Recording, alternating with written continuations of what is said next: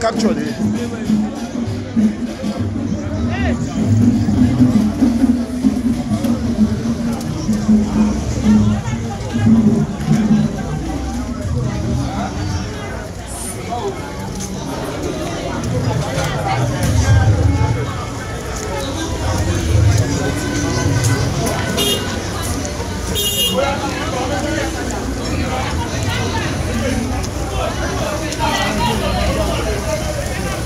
Let me take and okay. I want to do it in front. Okay.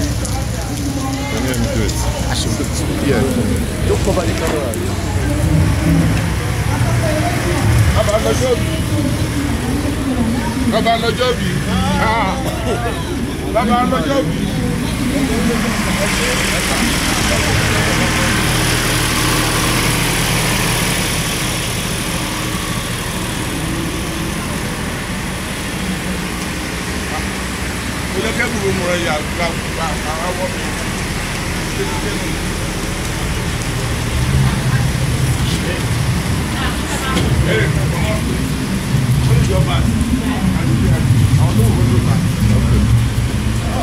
You have to wait, you know? Yes, step by step.